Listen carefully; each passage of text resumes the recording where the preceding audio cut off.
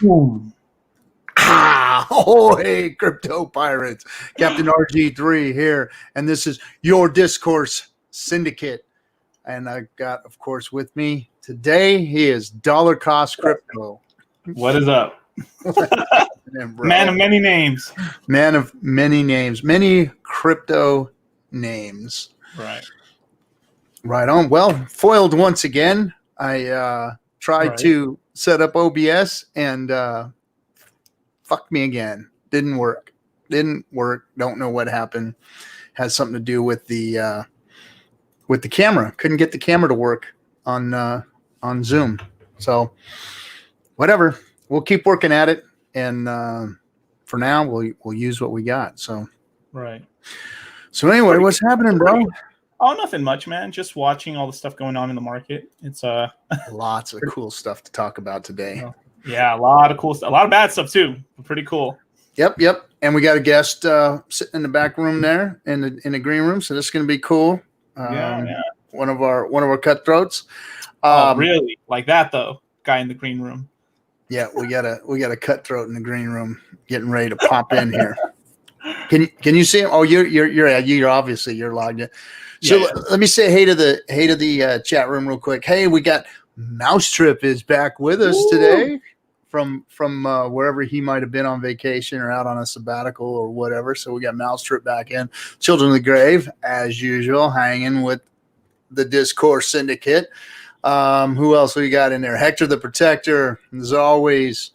8-Bit Hex and Into the Fire. All the regulars, Eshtar. All the regulars in here hanging. And who else? We got a donation from Into the Fire. Hector the Protector donated an ice cream. It says, Hex Moses, did you dump that shit Litecoin, or are you still supporting centralized shit coins?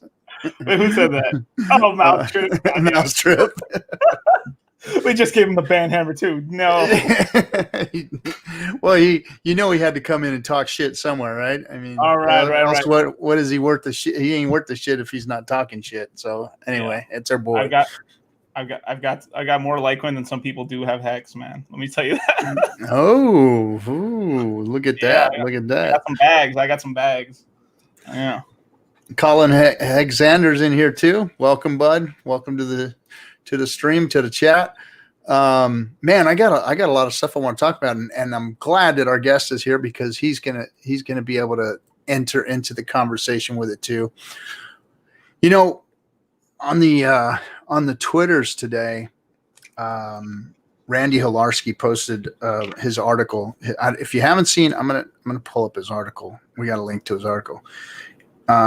It's what I've been thinking over the last few weeks as shit's been going down, and he put a good article together about what's going on out there, and has to do with the DeFi craze. It has to do with all of the gatekeeping. You and I had a conversation earlier today about our feelings towards everything, and it's all kind of culminating and coming together just as we're all expecting. I mean, look, we've talked about the crypto space being something that's easily manipulated. I mean, on a couple of, and I'm not talking big, influential people in the real world, but crypto people, we got a handful of influencers out there. Right.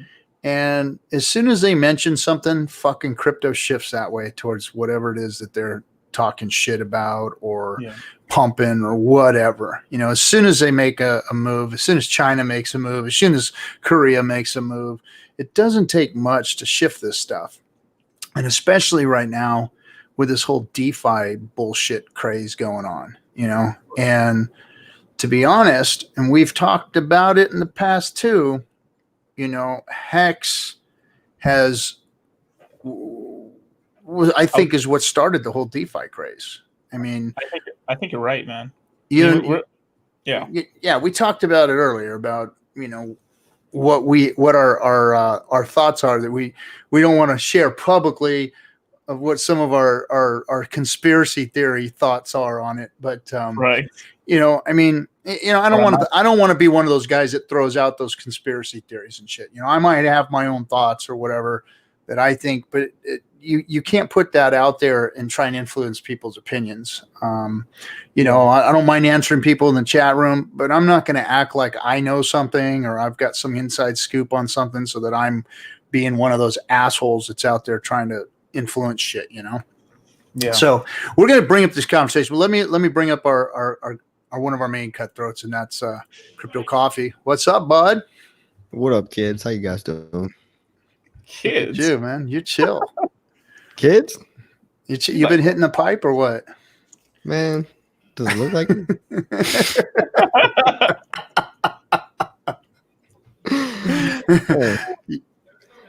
No expectations over here, I thought.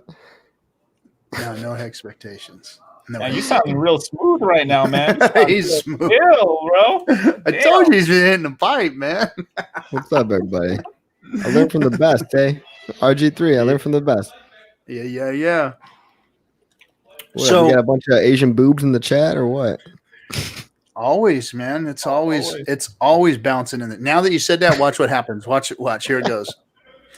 Oh. And 3, 2, 1, go, guys. Yeah, I think she's a Latina, though. If I'm being honest, she's kind of half Latina. Yeah, so what we were talking about, Coffee, is that we had Randy Hilarski put up a real nice article today about he's a good guy. Gatekeeping. Yeah, he's smart and he's a good writer. And I'm not gonna lie, I made that video, SEO secrets for the Hex crypto community only. Half that shit I got from Randy Hilarski. I just knew that I could say it better.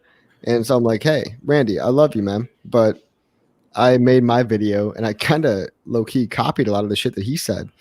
But, I wanted to get more views on it because I think what Randy knows goes a long, long way, right? It goes a long way. Yeah. A lot of people don't listen because they don't understand that everybody has a part to play in this community. And people don't think that they're important enough. You are, whatever you do, if you make a tweet, if you make a like or a retweet, that's important. That's you're speaking your language right there.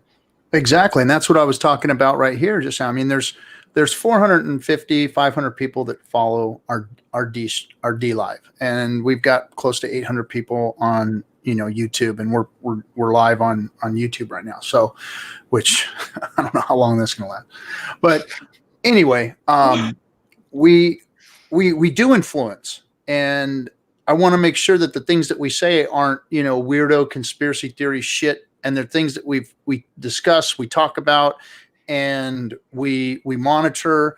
And, I don't want to put things out there so that people can go, yeah, well, this is what's going on, because that's bullshit. And that's not how it should be done. A lot of people want to connect a bunch of dots that aren't really there, and it makes people feel better to act like there's some grand, thing going on. When in reality, it's Occam's razor. You ever heard of Occam's razor? Yep. It's the theory that the most simple solution is probably the most realistic solution, which is like what you got with the most, with the whole, election going on. It's like, is there really a grand conspiracy to elect Donald Trump or to elect the, retard or, whoever, it's a giant turd and a shit sandwich. Yep. But in reality, it's just a bunch of people that don't know what they're doing. And that's all that it is. And once you realize that people have no idea what the fuck they're doing. Yep. And that's why I want everybody to realize that we here, at least we admit we don't know what the fuck we're doing. And that the information that you're getting from here is from people who don't know what the fuck they're doing.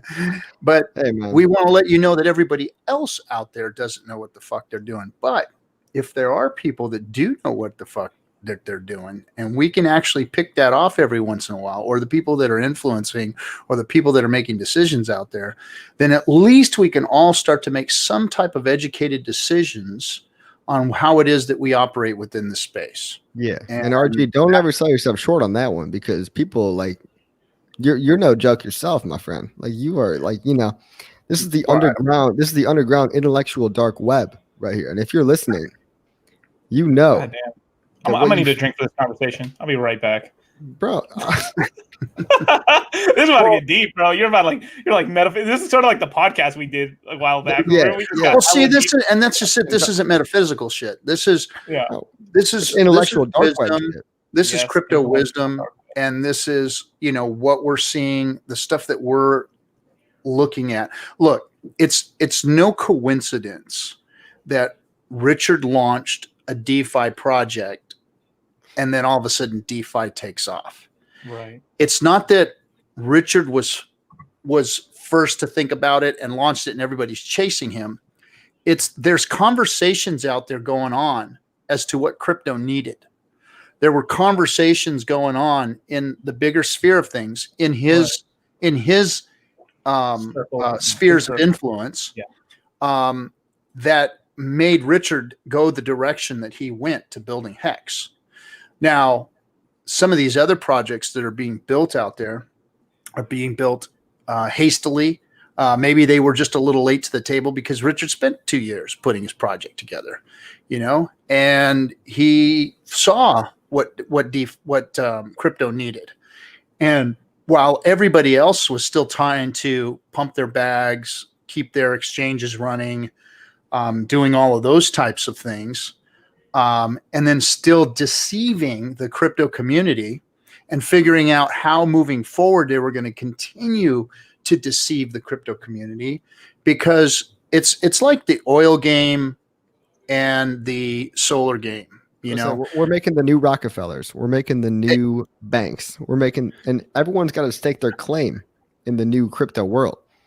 And me and you. But see, the powers that be don't want things to change. The exchanges have been milking their freaking cow for since the beginning of this crypto. 10 years ago, when Bitcoin came out, and the exchanges started to get rich, and they just got richer and richer and richer. No matter whether crypto went up or went down, they were continuing to make money, and they don't want to give up that cash cow. And DEXs are in violation of that. DEXs are their destruction. DEXs are what's going to put them out of business if they don't see the light and change their ways. And why do you think CZ just listed Sushi Coin overnight, lost everyone's money, and then tried to say, "Oh, it's not our fault. It's the DEX. It's Nomi Sushi Chef that didn't even show his face to anybody." Right. Bro. They found out who he was. They doxed his picture. Yeah, Whalepool doxed him because Whalepool is a bunch of dirtbag community anyway. Like, I feel like we've already seen that. Whalepool is just, they're already scumbags as far as I'm concerned. Fuck them guys. I'm not in favor of doxing anybody, but I am in favor of you taking personal responsibility for if you're in crypto, why would you do that to somebody? Why? It goes against the whole cyberpunk thing that everyone supposedly all these old OG Bitcoiners are fucking cyberpunks and they're fucking libertarians and shit. And then here they are, the first people. They don't know the first principles of cypherpunk, dude. The cypherpunk movement is it's an anonymity movement. Right. It's a self-sovereign movement. It's a movement towards decentralizing not only governments but individual people. We're creating micro-tribalism, and that's what you see more and more these days. Because the every micro tribe that exists is their own little crypto community, and they think that they're right and everyone else is wrong. And that's the problem too. It's like, hey, what if we're on team crypto and everyone else is wrong? Can we try to get over our micro differences for a minute and actually agree that we're on team crypto? I just think that my team crypto, my RJ3, my Litecoin Moses, we got a better shot at going mainstream than everybody else in the space because they're all circle jerking each other, and they don't even know like what really makes the price go up. It's all speculation right now, guys. It's all speculation, and it's going to continue to be speculation until crypto gets their shit together, pulls their head out of their ass, starts to embrace DEXs, starts to embrace real DeFi projects. Now, here's my problem. My personal problem is that when I looked at Hex and I saw that it was a finished project and it was done, I quit looking at other stuff. I quit spending and wasting time looking at other stuff. And it saves you so much time too. It saves you so much free time. Exactly. And I don't have that. I put together this stream for the Hex community to talk about Hex. And I was hoping that, people like Dollar Cost, like our boy here, Litecoin, is going to, bring information from outside into us, or have other streams that, he could talk about other projects and things like that, and then bring a little bit of information to us. I'm always going to be very skeptical about other projects until, something better than Hex comes out and it gets proven. Like my boy on the outside right now. He's like the guy like, hey, what's going on out there, man? Well, and he loves to go crawling in those dark alleys, man. And we have a lot of conversations about, his exploits, and he finds out a lot of good information, and that's cool. I just don't have the time to do that. But I don't mind bringing the information to the community. But look, guys, everything right now is with a grain of salt, because I think that, Richard beat the whole DeFi game. He launched before everybody else with a good, finished, solid project. Complete. Hex is complete. It's done. It's a solid project. It's so simple. It's so easy. And by chance we had Uniswap launch at the same time, or Uniswap was there available for us to put Hex on, and wham, it was like a marriage built in heaven, and a few other things have been built on top of it to help. They're not perfect yet. And Uniswap is not perfect yet either. And that's something else that we need to talk about is, this whole DeFi thing. You guys, you got to realize that even though we were protected by DEXs by having complete, access without KYC, AML to an exchange, even though we have that, you have to realize that there is a vulnerability. And that means that anybody can throw an ERC20 token up there and either fake you out by calling it something close to what it is that you're looking for, right, or they could pump and dump, put liquidity in, and yank it the fuck out and wreck everybody, which is what's been happening. And you've all got to realize that is a vulnerability. If you don't have a solid project that's been sitting on Uniswap, that has been, battle tested. It's got to be battle tested. And you can't just go jumping on anything that's on Uniswap. You have to do your due diligence and know what it is that's being put up there, because you can get wrecked real easy. Even though you have agility with it and it's, it's kind of open source kind of stuff, you can still wreck yourself real easy. So unless you know what the fuck you're doing and what the fuck you're buying, just realize that it's dangerous, that Uniswap, everything that's on Uniswap isn't upfront and legit. It's because like the one really big thing that made like Uniswap so revolutionary was we went from having, you used to have to pay a market maker to give your coin liquidity. Now you as a coin founder or the foundation can provide liquidity for your own project, and because people who believe in the project can then provide liquidity to the pool, it allows like low market cap coins to have liquidity, which is good. Especially it's sort of a weird thing where it's not evil, and it's not good, but it can. So it's like if people with good intentions can do good things, but people with bad intentions can do bad things. Exactly. And that's the double-edged sword. Mm-hmm. Exactly. Yeah. And then too, like if you are RG3 is really, the one reason why I really like Hex is that you can buy your Hex, you can stake it, and then you can go try to improve your life.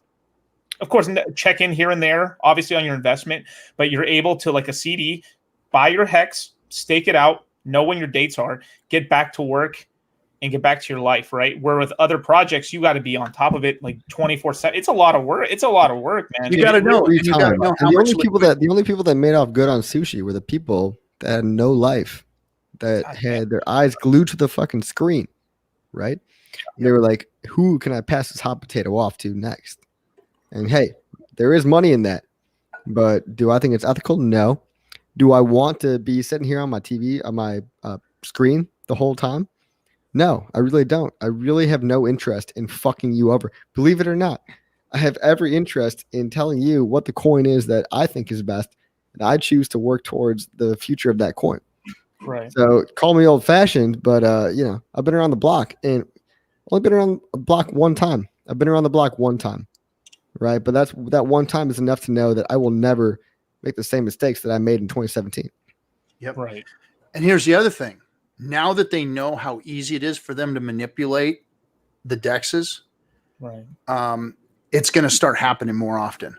Dude, the fact that there's an invariant, the invariant variable is a terrible variable because it's the most manipulative variable of all time. It is manipulated to the point where whoever has the most liquidity, whoever's the top LP provider, can dictate how much money it takes proportionally to raise the price. $1 million, 10%, right, $10 million, 1%. That's why having a lot of liquidity is not necessarily a good thing, because DEX liquidity is very manipulative, and it always was. We saw it with the Hexi project. Yeah, we saw it with that. Yeah, we saw that. And I mean that's kind of a what do you call it? It's a classroom right there. Look at what happened with that and how that went down, and how the liquidity went in, came out, and then people got wrecked, and there was no liquidity anywhere else. Now, I think that there's something to be said about liquidity being on exchanges and on dexes. And if you see, that's kind of like one of the litmus tests for if you're going out and looking at these projects and you see one on Uniswap that you like, or you're seeing a DeFi project, if you're not seeing that project on, with some liquidity out there on other exchanges, then that should be a hint and a half for your ass that, hey, there's something up here, and that's just one of those metrics that you have to look at. Yeah. And it's like you can't put all your eggs in one basket, right? It's like there's a reason that Hex price is about 40% more on centralized exchanges than it is on Uniswap. Why do you think that is? Because liquidity is way lower, can't be manipulated, and I'm sure the mysterious origin address did not send 1 billion coins to Binance yet. Can I be the conspiracy theorist here, man? I am. I thought I was here, dude. I mean, we've been a lot of us have been having these conversations privately in either the green rooms and stuff, or just off air, right? But dude, like, is it like a mystery that all these bullshit tokens get listed on all these major exchanges, on these major altcoin exchanges, and then get posted on Uniswap, and all this stuff's going? It's to give DeFi a bad name. In order, DeFi is dangerous. DeFi is dangerous. Come bring your coins back to Binance. Binance never hurt you. Binance never hurt you. And we would never, ever think about hurting you, because we love you. And we love all your little volatility that you give us. Bitch, they don't give a fuck about you, okay? They do not give a two flying fucks about you. They're actually mad because their volatility in the DEXs just overtook Binance ×2 in the past month. They went 2x Binance volume in the past month. So if you think CZ's not scared right now, I think he's a little bit scared. And you know what? He's a lot scared. Money don't make no money. Am I right? Or am I right? And that's why all this shit's going down. And Johnny just mentioned something else that I want to bring up, is that the ETH cost has run up to make DEXs too expensive, and the networks are getting clogged up. So that's making the DEXs look bad also.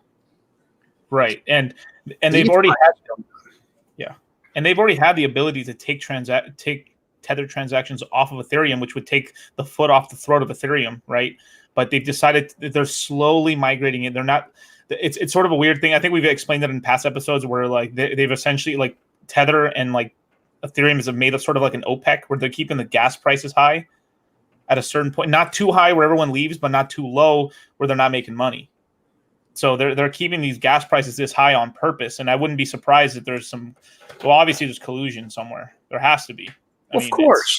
There's so much money. There's been collusion in crypto from day one. So if anybody thinks that there isn't, you're fucking jaded and dumb. Yeah. Because what does collusion really mean? Like when RG3 goes down to Chicago and visits Crypto Coffee, that's collusion. That's collusion. That's real collusion right there.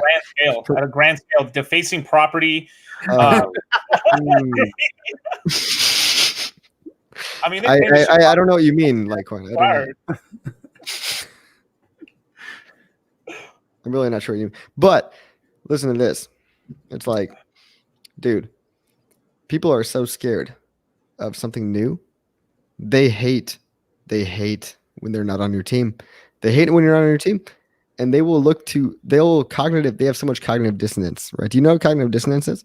Of course. It's like when you have an idea of how the world should be and reality does not match up to how you think the world should be, you will make up any excuse you can to cover that shit up, to bridge that gap, to bridge the gap between my reality and the real reality, right? And that's why Hex is in the position it's in out there in the crypto community. It's very sad. It's very sad because I feel so sad for all those broke boys out there, broke boys and girls that have nothing better to do than to talk shit about Hex all day long and buy sushi. Oh, really? Okay. Well, have fun with your sushi, boys. And there's a whole other part of this that's not being talked about as well. Why the centralized exchanges are really scared about DEXs and DeFi is that DeFi is eating up. So a lot of retail people leave their coins on exchanges, right? And what exchanges do is the number says 1 Bitcoin on there, but what really is in there, it could be like half a Bitcoin. They're over there lending out. There's this whole lending side that I learned about through like learning about Celsius and then really deep diving into banks.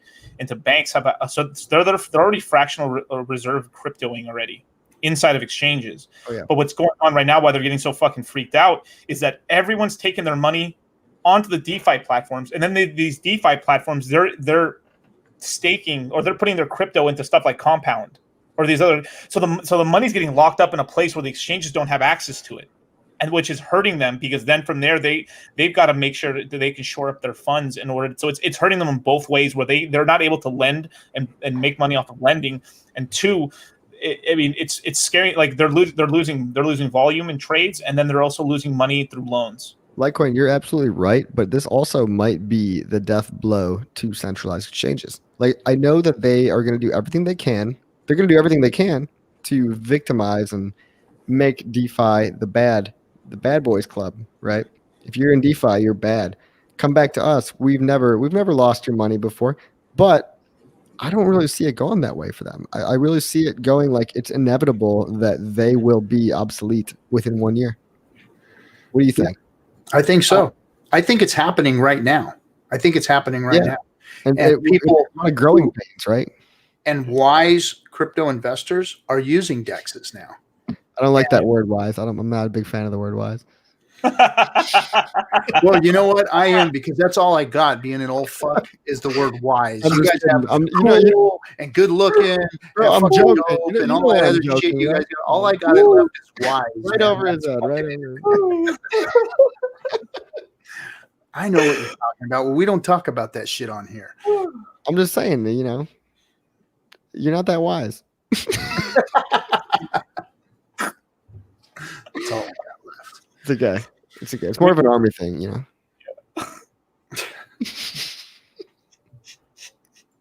So the DEXs are definitely scaring the crap out of them, and I would not doubt it if we start seeing some real scandalous shit go down. I mean, they're going to be fighting tooth and nail because they haven't prepared.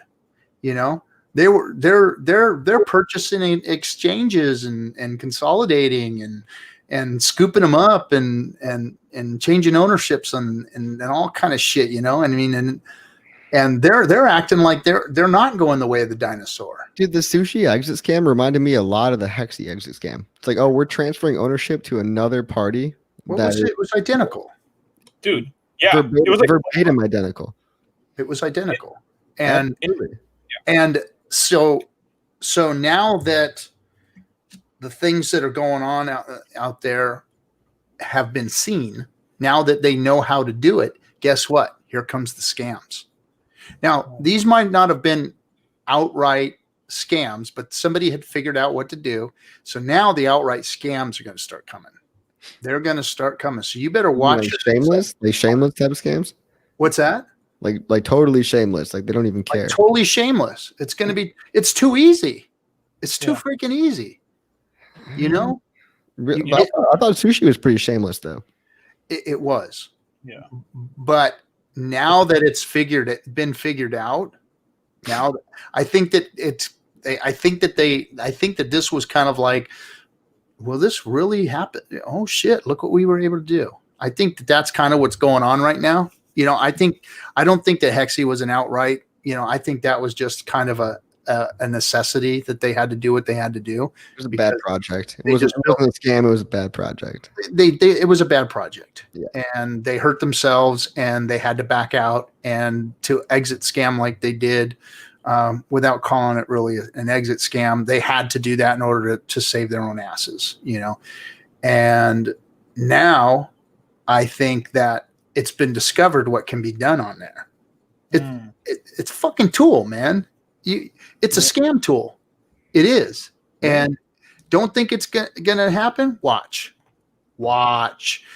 this space, guys, because it's going to start happening, and you better watch yourself out there. And people need to be talking about this shit. And that's the thing. The crypto community is not talking about it. They're just starting to talk about DEXs. Right. They're just starting to talk about how cool they are. So some of the influencers out there. I feel like we're like the hipsters of the Hex. We're the hipsters of the crypto community. I think so. We like DEXs before they were cool, man. Yeah. And now we've discovered how DEXs can wreck you.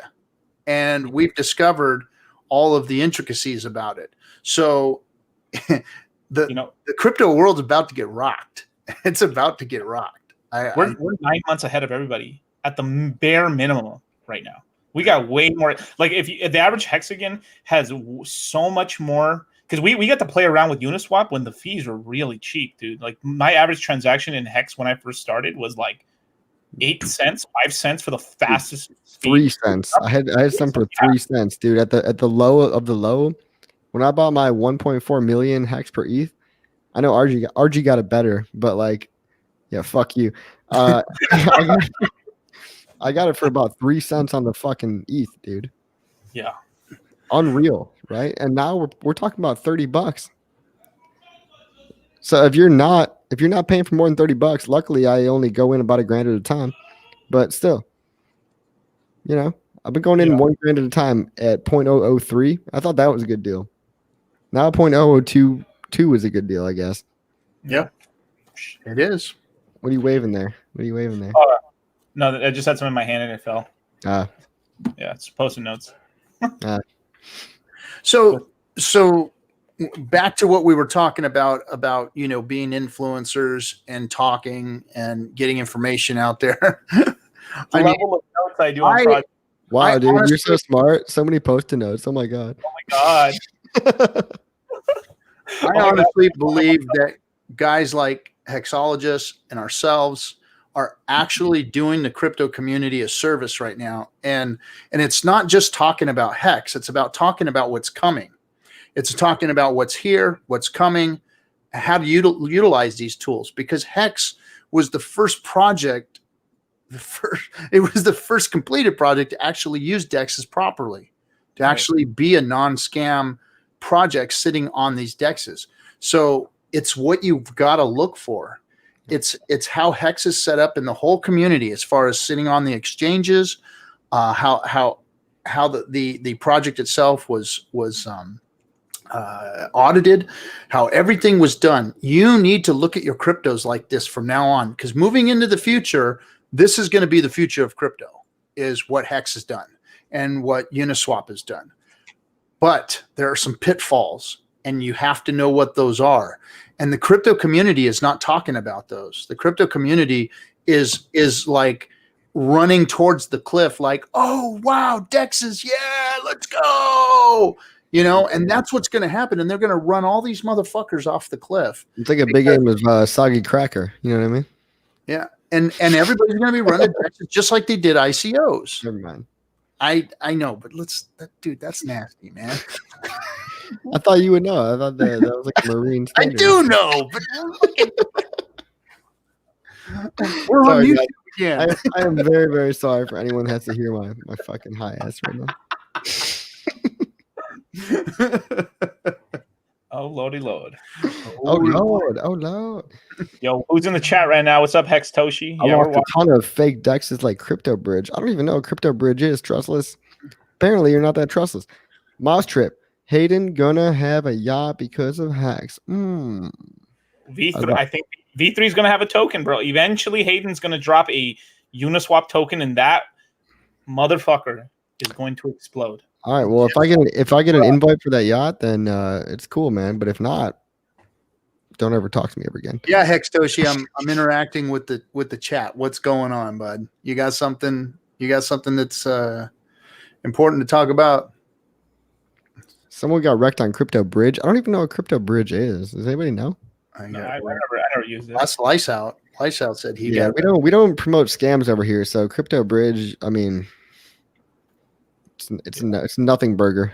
Go fuck yourself. So the purchasing gas fee isn't. This is from Motley Investor. The purchasing gas fee isn't too bad because, like coffee, I wait and make a large purchase, but it's forced me to make larger stakes to save gas. Yeah, and that's kind of the problem with laddering right now. You know, is that every time you got to pay that fee every time you set a ladder up. I feel bad for all those boys that put like one day ladders. Like, dude, y'all are fucked right now. Dude. Boys have a lot of ETH though. Yeah, I mean, dude, it's like let's pay $30 gas to unstake my $1 hex. Not cool. Well, not very Chad of you guys. Not very Chad. I think you'll be okay as long as that what you staked. I think for the 1 year stakes, as long as it's above 50,000 hex, it's worth it. I think to pay all those gas fees because with the big payday and everything, you should get like a 2.5x on principal. So it's. I would hope, but yeah, it's not hope. It's the minimum you're going to get is a 2x. Yeah, but but when these people thinking they're going to make like $1 a day like passive income, it's like ooh. Oh, gotcha. You know what I mean? Okay, like every day on staking every day. Like, man, this is not the daily dividends. Like even the word divs, I hate the word divs. The word divs is like a degenerate word to me. It's like if you're talking about divs, that means you can't think past 1 week from now. Like you can't even pay your rent. If you want divs, you can't. I'm sorry, but like you obviously are having a very tough time right now. So maybe listen to some Tony Robbins or some self-help bullshit. Tony Robbins. The least shine in you, bro. Come on. If you want divs, go watch Cobra Kai. Okay, Cobra Kai is a good show. Cobra Kai, yeah, dude. Just The Boys. You guys go on Netflix. I mean, go on what's called Amazon Prime Video. Watch The Boys. You will not be disappointed. No, watch The Boys, bro. No, watch The Girls.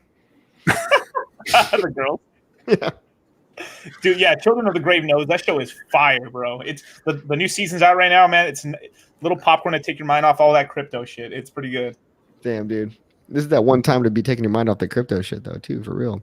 Dude, it's tough, dude. It's actually kind of like, I'm trying not to because it's moving so quickly. Eventually, there's going to be a point where crypto's going to get boring for a bit, and then so crypto's boring for a bit, and then revolution, new stuff, and then it calms down, and then revolution and new stuff, and then during that time, if you take your eyes off the ball when it's like when it's a brand new paradigm, you start missing some stuff. But it's not that hard. I mean, like 2 weeks of just watching videos, you get pretty caught up. Question for the chat: y'all ever see Billionaire Boys Club with Kevin Spacey? Not a bad flick, dude. Pretty decent. Billionaire Boys Club, man. Like it's based off a real story, based off of a real scam. If you guys want to know how real scams go down, how real Ponzi schemes go down, Billionaire Boys Club was based off of these like 24-year-old guys, and they kept trying to get money from the new investors to pay the old investors, and it's literally the definition of a Ponzi scheme. And this guy today, he's like the 25-year-old Bernie Madoff. He's in jail, rotting to death. And if you want to know how that shit goes and why Hex is not a Ponzi scheme, go watch Billionaire Boys Club. Yeah, go watch it. It's a good movie. Also, watch BBC. There's a lot of BBC also stands for other things. BBC also stands for other things, but it also stands for Billionaire Boys Club. So go ahead, Archie. Wow. You're on a fucking roll today, aren't you, Coffee? Yeah, coffee. Damn, bro. So a little bit of weed. Never hurt nobody. never hurt nobody. No, man, I'm from California. It's all over the place out there. So let me go back to this little conspiracy theory I got, right? Oh, So what you now? already heard, you already heard the whole thing I was saying about like the exchanges are helping prop up a lot of these scams. That I think it could be bullshit, but what I think is that they're pushing them along to lose confidence in the dexes, so then more people get back on the exchanges. But there's a long-term plan here with the banks, that the banks also want to start fucking up the exchanges, so the exchanges get over leveraged or have too many loans out, that then from there, when a lot of this DeFi locked up money gets fucked up, that the exchanges are almost defunct. And then which is the master plan, is for these banks to buy out these exchanges. So if a bank wants to be an international player, well, I own JP Morgan. We just bought Coinbase. Oh, you've got Lloyd's of London just bought BitMEX.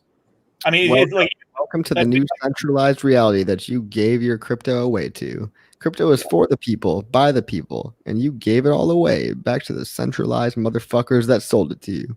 I hope you feel good about yourself. I hope you feel good about yourself, because you're going to think everything's a scam. Once you realize that they're going to dump on your fucking heads, they're dumping on your heads. Yeah. Like BitMEX is about to have KYC now. It was non-KYC for a while. Now it's about to have KYC now. Oh, yeah. Who got into that fucking C-suite over there? Probably the chief marketing officer, CXO. C insert line here. Right. You know what I mean? Yeah. That's why I like coming out with you guys, man. I work with fucking big tech all day long, right? It's a bunch of bullshit. It's a confidence game. Richard Hart says con men are just confidence men. It's a shortened version of the word confidence, right? He, with the most confidence, dominates not only crypto, but all of Silicon Valley. And Silicon Valley is creeping its dirty little tentacles into crypto. So check out this project called CeeLo. If you ever want to see a project that's all Silicon Valley, bro, oh my God, bro. The marketing's so trash. Diversity. I mean, oh my God. Yeah, but how does it look like? Does the website look good? I mean, it's whatever. I mean, it's okay. I've seen better. Does it look better than hex.com? I'm sure it does. Yeah, there's a lot of stuff out there that looks better. A lot of stuff. But doesn't mean it's a better project. The longer Hex survives, the more powerful it gets. That's it. Because it builds confidence, not in the charlatan way you were saying it, but Bitcoin, like Bitcoin. Like Bitcoin, because the coolest thing is too is like by the time, let's just say, what's a whatever compound or whatever is the DeFi thing right now, right? By the time it's 1 year old, Hex is going to be 2.5 years. Have you guys ever heard of the Lindy effect? The Lindy, it sounds familiar. I've made past videos on this, but I'll repeat myself because apparently people like when I repeat myself. But the Lindy effect is a theory that the future life expectancy of some non-perishable things like technology or an idea proportional to technology is proportional to the age of that technology. Therefore, it's antithetical to human age. Like when humans get older, their life expectancy goes down, right? Because every time we get older, we're not expected to live as long. But with technology, it's the exact opposite. Every year that technology continues to survive, it instills confidence in the mass persona, the zeitgeist at the time, and it's expected to live an exponential increment of time longer. Right? Yep. Am I? You guys understanding me right now? No, I was having a conversation with somebody on the chat in YouTube. And they were saying that, hey, RG, you were wrong saying that Bitcoin was a bad technology because it wasn't advancing. And I really didn't say that, or he said that, technology doesn't have to continue to advance in order for it to be good. For instance, like a toaster. How much better can a toaster get? You get lighter, darker, from the beginning of toast to the end of toast today. The technology hasn't had to get much further. Maybe you have a digital toaster now that times it or whatever. But technology really didn't have to advance that far to make a piece of toast. Yeah, but now my toaster pays me interest and pays me daily divs. And finance is a little different than that. Finance and Bitcoin sitting in finance is a little different than that. I'm not saying that the Bitcoin tech is bad. I'm saying that it won't advance to where it needs to be to sit within this space. This space requires new technology, new products, and maybe not such advanced technology, but Bitcoin cannot scale or fit the new footprint in order for it to be an advanced technology within the space, which is needed. Hex was needed. A staking coin, a trustless interest coin was needed in this space. A DeFi was needed in this space. DEXs were needed in this space. So technology needed to advance. Now, does Bitcoin have its place in this space? Of course it does. Its technology does. And it's brand. As much as you shit on Bitcoin, I know for a fact you know that Bitcoin does have its place. Of course. But this is not the channel for Bitcoin. This is a channel for the new and the novel. Exactly. It's for the advancement. Bitcoin has its place, and it does, and it has my respect because of what it is. But it wasn't the first crypto. The first was eCash, right? Remember eCash? It was I think it was a gold-backed crypto. I mean, it was gold-backed. The very first was PayPal. Elon Musk tried to create Bitcoin, and it became PayPal. It became sold out. So they kept trying iterations on iterations, and it never really worked out. Yeah, and there were a lot of other cryptography projects that were sitting inside the gaming world, before Bitcoin came out. So it wasn't the first. It was the first to utilize the technology and become successful. A blockchain. But there's been digital currencies, because I was selling. I mean, I was selling like World of Warcraft gold before. Yeah. That's how half the people found out about fucking Bitcoin, from World of Warcraft. Exactly. Yeah, we got nerd money, but let's make some real lasting money. So it has its place. It has its place. Yeah. Its technology is solid and sound, and it is part of the space. It is part of the marketing of cryptocurrencies, and it always will be. However, the advancement of technology within this space, projects like Hex, are necessary in order for crypto to actually be part of finance. In order for it to be part of the financial world, it has to advance. It can't sit on Bitcoin and call that crypto. That is not crypto. Crypto needs to advance. It needs to move forward. It needs to have more technology, and it needs to have better technology, and it has to have better morals within the space. I mean, it is finance, so you aren't going to escape the fact that you're going to have fucking dickheads that come in and fuck it up. It's just the way of the world. That's what people do. Yep. So, I mean, you can't escape that. So, but all of these things are necessary in order for crypto to advance in the financial world. If you guys want it to take over, you've got to have these things. You've got to have things like Hex. You can't just why not get in on the foundations of the thing that can not only change your life financially for the rest of the world, but those around you, and give them something of lasting value, right, that is not a scam, that deep down is not a scam. And the more you look into it, it proves itself over and over to not be a scam. But people, unfortunately, want it so badly to be a scam. They want to say, oh, there's an origin address. Some guy owns 50% of the coins.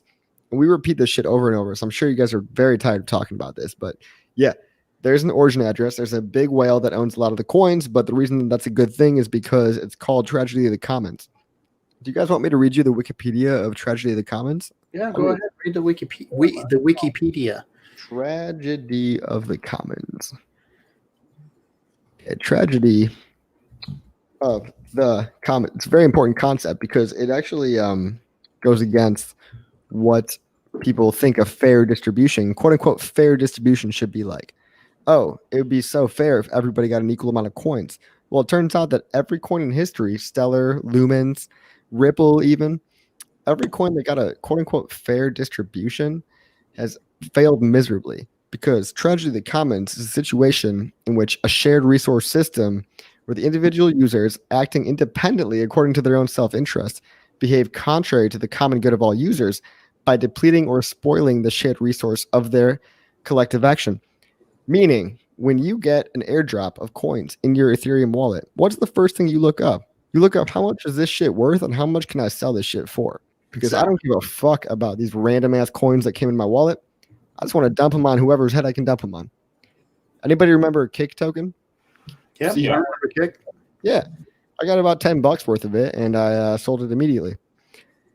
So, and went and got yourself 2 cups of coffee. Bro, I'm trying to quit. How dare you? Well, the same thing with Bitcoin Cash. You know, we got that shit, and I was there that day. I was like, well, wait a minute, I can't fucking get into it. What the fuck? What the hell's going on here? I got this shit and I can't even fucking sell it. Yep.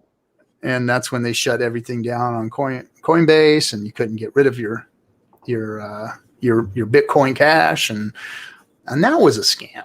That was a scam. So that was a scam of massive proportions when that happened. Yeah, and Richard Hart likes to make the example of Prime Coin. Like we all know Richard Hart's a big nerd. Shout out Richard Hart. He loves the idea of the prime number proof of work system that Prime Coin offered.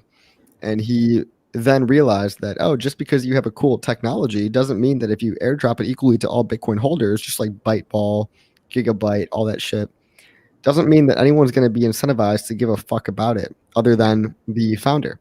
So, just like Vitalik Buterin said on Twitter the other day, it pays for a cryptocurrency to be a benevolent dictator in the first 2 years. His words, not mine. In the first year or two, and form a foundation for the lasting value of the project. Vitalik did that himself. Vitalik formed a foundation, and he was the benevolent dictator, and he got a lot of shit in the first 2 years. So this is nothing new, guys. This is nothing new for any successful project. Yep. You need somebody to go ahead. Any project, any business, anything, period, that's under the sun has a benevolent dictator. That's how they become successful.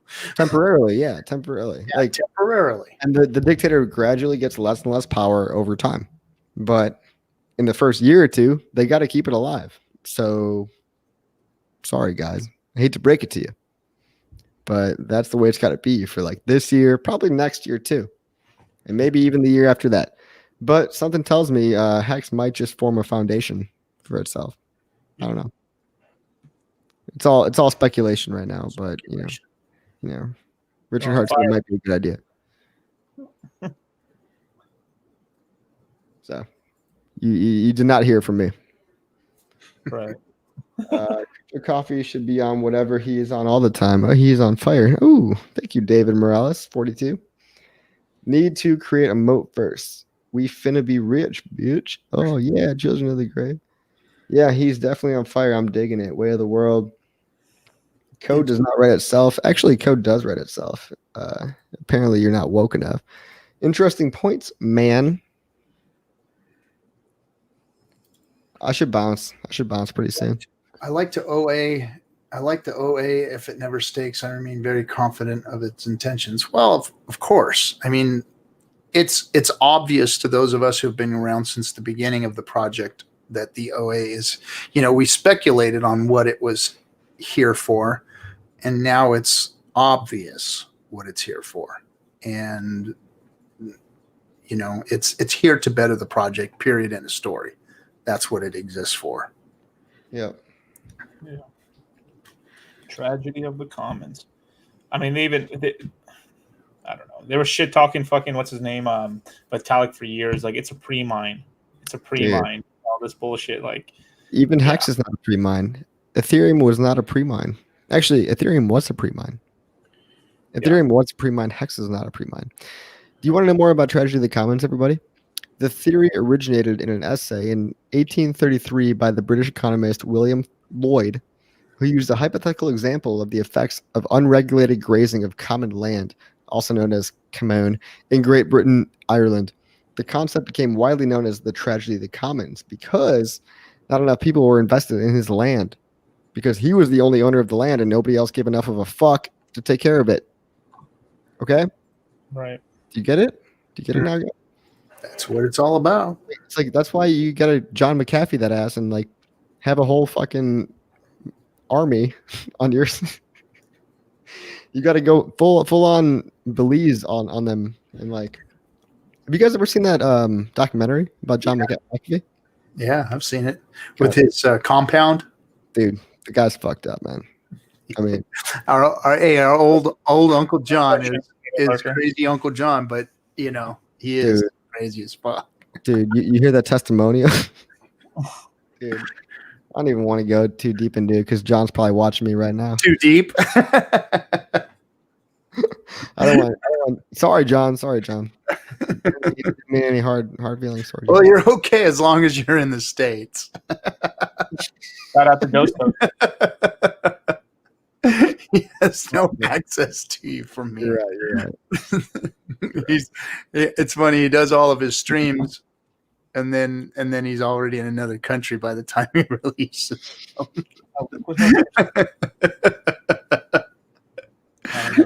He's always getting arrested. He's always getting arrested. Everywhere he goes, he's getting arrested, and they let him go though. I don't know what it is. I don't know if he's. There's a lot of LSD in the early '80s. It gave him the ability to talk like Richard Hart. No, he talks different than any other human being. So Internet Lurker, the difference in returns for large stakes after big payday is you're still going to get a good amount, depending on how much you're staking, but you're going to lose out on the big payday bonus, which is pretty big, because you're going to own, because you have, let's just say you have a couple million on one stake that's a couple years out. Because you own so many shares, you own a percentage of the total amount of the big payday bonus. So it's a lot you're leaving on the table. So there is a big an incentive to stake now versus later on. Because when you after I get my 1 year stakes and I end stake them, I'm getting the bonus, and then from there, even though the share rate went up, I can just stake a little bit longer, and I keep my share rate. Where other people, they have to buy more hex in order to get the same share rate as me. If that makes sense. Oh yeah. Hey guys, what does John McAfee and Richard Hart have in common? They're both experts at neurolinguistic programming. Have you guys ever heard of neurolinguistic programming? NLP. NLP, baby. Yes. So Richard Hart's more of a chaotic good, whereas McAfee's a chaotic evil. Or neutral, maybe. No, I call him a chaotic evil, dude. at least Richard Hart's a chaotic good. But being a chaotic neutral, that's kind of yeah. But it involves like repetition, right? If we repeat the same words and we drill them into your head, why do you think we all call Hex a finished product? Every word that we say, every meme, which is the minutia of an idea that we proclaim to everybody else, has been originated by Sir Richard Hart himself. Shout out to Ski Cat if you're watching. But yeah, Richard Hart, it relates thoughts, language, and patterns of behavior to learned experience and specific outcomes. So they will get exactly what they want out of you. And there's a reason that I think Richard Hart has cut back on it, because he's basically dropped all of his bombs and he's letting the community do its thing. But very few things that we've said are truly original. I think I've had the only few original ideas in this fucking space, like micro-tribalism, my idea of micro-tribalism. Like I am what do you guys think? No, there's nothing new under the sun. What are your original ideas? What are our original ideas? Yeah. Mine? Both of you. This is an original idea right here, what we're doing. Fuck yeah, it is. Idea. I'm not trying to call you out. I'm not trying to call you out. This is all I had to give, was given a place for everybody to talk shit and put it all on the table and talk the truth. Right. I wanted to bring that, like you said, that neurolinguistic programming to the table and have everybody discuss it. Right. Lay it all out there and lay the facts about crypto out there, because guys like you and me, people that have been around for a long time, we have a lot of wisdom in crypto to pass along to newcomers, because people who are new in this space don't know what happened in 2017. Yep. They know that something exciting happened, but they don't know the bullshit that happened. Yep. They don't know the behind the scenes stuff.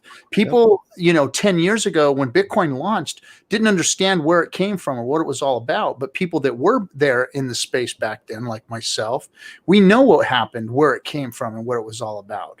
Yep. So that's what this is for. This is for people to put all that stuff on the table instead of all of the thought leaders and the fucking talking heads and everything that are out there right now in the crypto space.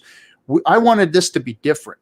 I wanted us to talk about things like you're talking about, bring people to the table like yourself and me and other folks that are talking the truth about crypto. And thank you for that, man. That does not go unrecognized over here. But a lot of people, and I didn't mean to call you guys out, but I mean a lot of people in the chat, they're talking. What are y'all doing over there? What are y'all doing for your bag? We're out here pumping our bags for you. You're welcome. You're welcome. You're welcome. We're pumping your bag. Have you ever heard of dividend multiplication number? No, please tell me about that. So it's an idea that I kind of I got the original idea sort of from the stock market, but I hadn't seen it anywhere in the crypto space because it's not really that possible in the stock market world. So it's like you've heard of this whole thing where when you get paid on a dividend, right? So let's just say you have a 3% dividend. Okay. And then there's something called the rule of 72, where you take your dividend rate and divide it by 72, and then it gives you how many years it takes for your dividend to give you back your original capital, for you to double the amount of money. Why 72? Oh, it's just some rule and stuff that it's a rule in finance. Just to find a time when your bag will double is what just it is. One double. Yeah. It's a double. It's a double and it's in the stock market, in the stock world, in the real world of finance. They use that rule 72 to figure out a timing of how to double your money type of thing. It's, Yeah. So I took a portion of that rule and then kind of morphed it over to crypto, because in crypto assets go up multiple times. Right. Yeah. So a crypto, you could buy a crypto at 1 penny and it can go to 20 cents or $1. That's totally possible in crypto over a certain amount of time. Right. Mm-hmm. So let's just say you're in a crypto that pays you a dividend. Let's just say 5%. So what you do is you divide 5 by 100 and then you'll get what is that, like 20, 25? So that'd be 20 times. So what that means is like you take the current price of the token you purchase at. So let's just say it's a penny. When it goes above 20 cents, the yearly dividend will pay you back all the money you put into it as a dividend at that point. So it gets pretty crazy, because let's just say, so you have an asset that's 20 cents and it goes to 60. So that means every 3 months, let's just say you invested $10,000 into a token. Every 3 months, the dividend would pay you $10,000 every 3 months. And it's a really interesting number, because this sort of math doesn't work in the stock market because the returns aren't there. That's why people calculate it in the rule 72, because they're like, if I hold this stock for 14 years, I'll have twice as much money as I started with. But in crypto, it's the other way around. It's like we have these gigantic pumps and dumped. So it really doesn't apply to crypto because of the volatility. That's in that rule 72 is used more of in a non-volatile situation. That's why I created the dividend multiplication number. That's what it's for, because you're able to calculate your returns. You're able to calculate what kind of returns you can end up getting, and at what point, like it gets so stupid depending on how early you get into a crypto where the dividend ends up paying you a really crazy amount. Does that happen to be in your paid group? Not in my paid group. But it should be. It should be part of it. I go more into it, but I've talked to it. I mean, I've talked to it in the. I have a Telegram group called like the Baby Whales. Yeah, but Litecoin, dude, that's like a genuine original idea. You should make people pay for that. Well, I'm not lying. Sure, why not? Okay. I'm sure why not. I mean, what can I say? I'm sorry if anybody's watching right now and they're subscribed to Litecoin's group already. And now you have to. Damn it! You got some accidental free content over here. No. I mean, I want to give some of this content to you guys. Like, I'm happy to. I like that a lot. I'm just saying that you should like put that in part of your weekly, monthly. I am making a course called Crypto Mindset Quarter 4, which I'm releasing in about a week or so. Yeah. So I've been working on it for a couple months now, and it's basically just kind of taking somebody how to look at the market for coins and kind of figure out what's a scam and what's not a scam, and that's that's actually a lot more work than you think it is because there's so much fucking pitfalls out here. God damn, dude. Yeah, like, man. Rule 1: don't get into anything that's food named. Just don't do it. Walk away. Walk away quickly. Well, let's All right, well. run. If you're thinking of getting into crypto, run. I don't even want to see you. Just run as far as you fucking can. So let me answer something in the chat. It's Puzzle Horse. Puzzle Horse says, I still don't get laddering strategy. Is it promoted a way to stop someone from FOMOing into another project, emergency end staking? No, Puzzle Horse. Laddering is basically a real finance world strategy of investing in certificates of deposit. You put year after year after year of CDs staked in what they call a ladder, so that every year or every month or every 3 months or 6 months, whatever you decide, you're pulling those gains out on a regular basis, bringing in some type of an income. So you can even turn those income ladders into, a 2-week deal. I wouldn't suggest all that right now because of the prices, the gas fees. And when Hex first launched, everybody was into the staking ladders because it was 35 cents to create a stake. Now that they're somewhere in the range of $30 to $40, you have to be very particular about your stake. So anyway, that's us early Hexicans did some pretty retarded shit in the beginning. Remember, and I just talked to him today. Remember Ryan Lopez's daily stakes. Like daily. It was pretty, man. It was like for a couple of weeks there, he was the man. I'm very sorry. There's no way you could have possibly predicted that you'd have to be paying $300 to unstake every fucking day. Sorry, bro. I just talked to him today. He's doing good. He's getting ready to move into another country now. Good. He's a good kid, man. I like that. Well, he was one of the early influencers. He was one of the early Hex influencers. He went a little bit in on Hexy, but didn't we all a little bit? Well, everybody went. I can say I did not. I was like, nah. What are you talking about? You're in every Litecoin Moses. I'm Litecoin Moses over here. I was too good for Hexy. I was too good for Hexy. But he's got his head in every bag of shit out. Rewind all the streams and look what Litecoin Moses said. I wouldn't invest in that, but if you guys want to gamble, maybe just play around with some of this bullshit with 20% of your bag. Don't put your entire fucking Hex in all this shit. Everybody said that. All right, so I should have listened to Litecoin. Okay. Everybody go buy his course, $400.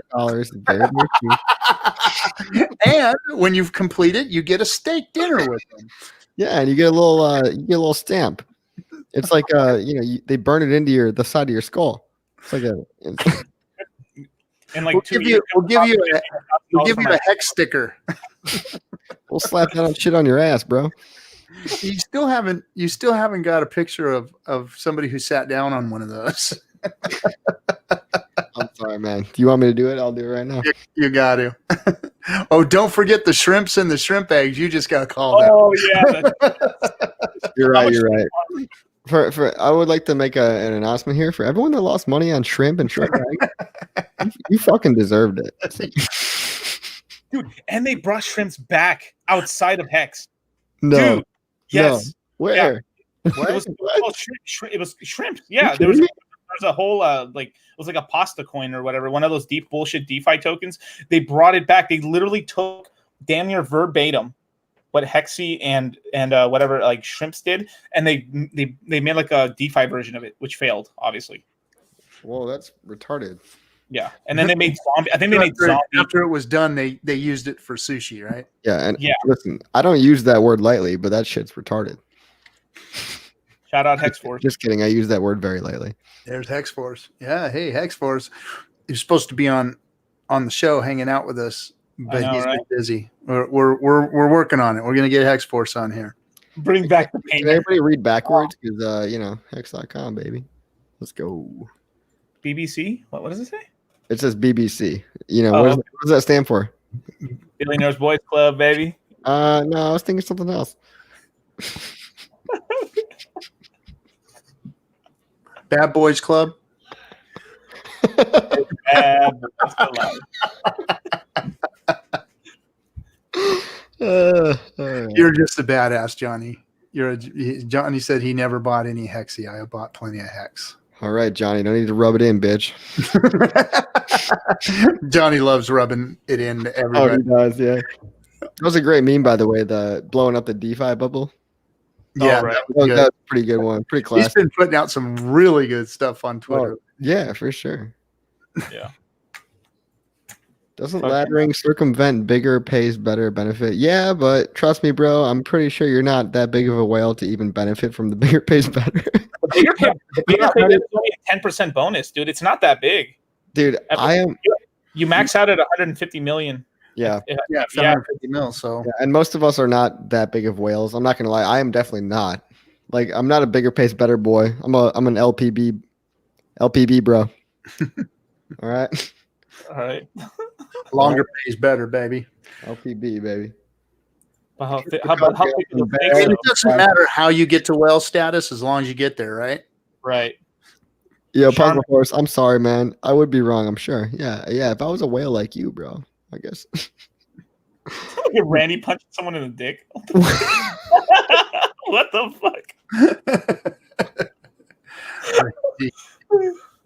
I want to point everybody to Randy's article, by the way. If you Randy Hilarski's article, and all the stuff that we were talking about, Randy's article, I retweeted it, and Randy tweeted it. So he put out a good article today about DEXs and exchanges and what's going on out there, and the fact that he got what is it, Antonopoulos blocked him. So Andreas, I think Andreas blocked him. Yeah, that's an achievement, though. Yeah, but I mean, he knows him. Randy's freaking. Randy gets around. Randy's OG freaking crypto. I mean, he knows the influencers. Oh, yeah. Right in real. He habla español. Randy's a spicy boy. So Randy Hilarski, he's a gem in our community. He's been around the block, and he knows his shit, and he knows his influencers, and he has a lot of influence with them. He actually writes for some of them, and he's spent time with a lot of them, so he knows the space, man. And shout out to Randy. My latest SEO video, I straight up stole a lot of that shit from you, so thank you for that. You know what I mean? Like, thank you. Like, I learned all about the Twitter alt tags from you. I learned about, Medium and even just basic like Twitter stuff, like hashtags, emojis, the right keywords to say. If you guys are making content out there and you don't know what keywords to say, go watch my video or go watch Randy's live stream on Dlive.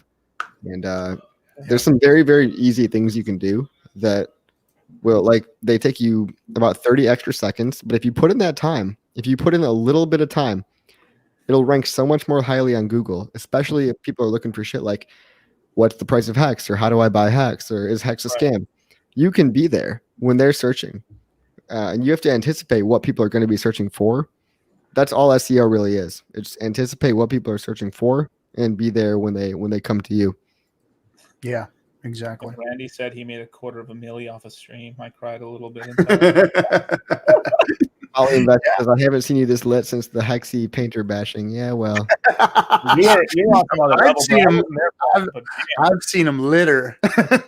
Yeah, man. I think that was. Yeah.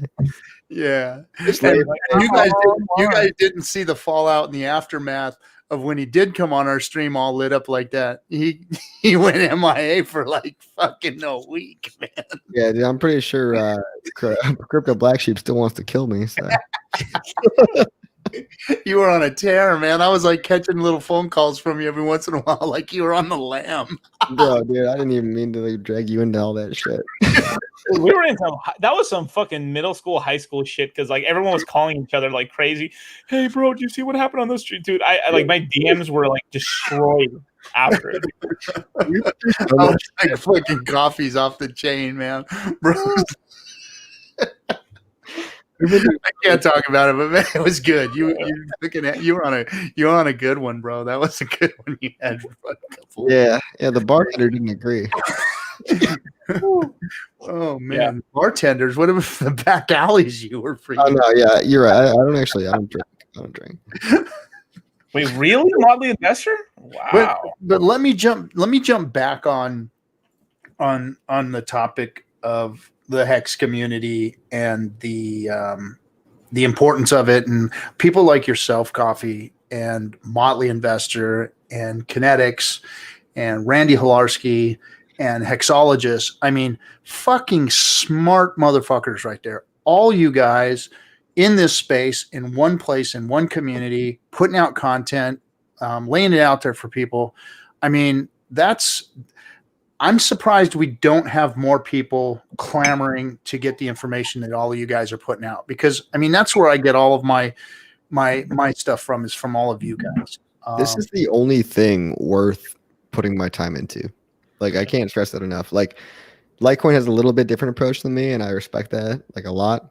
But you and me, RG, like it's like when we see something good, like we got to double, triple down on it and let the people know the good word. And I don't mean to be like a maximalist or anything like that, but I do know that there's a bunch of scams in the space right now. Yeah. And I don't have the time of day to be recommending the shitcoin of the day. So the most honest thing I can do for myself and for all of you is not only to pump my bag, but to pump your bag too, by preaching the good word of how honest Hex really meant to be. Unfortunately, Hex had a what I think is a shitty approach to the initial advertising. People were offended by Hex at first, right? Because they said they heard it and they were like, "I'm not falling for that again." No, not me. Well, and Richard wanted to poke everybody in the fucking eye too. Yeah. He did. He wanted to stick a stick in everybody's eye, and that's what he did. And I think even Richard would admit maybe he was wrong. Maybe it wasn't the right idea. Maybe he was wrong.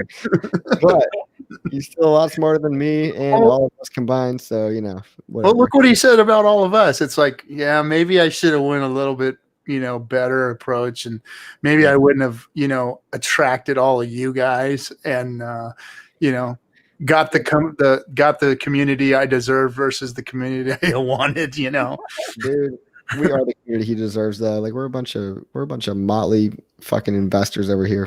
Like we are weirdos. We're weirdos, and we're the only ones crazy enough to believe that there can be something better than Bitcoin.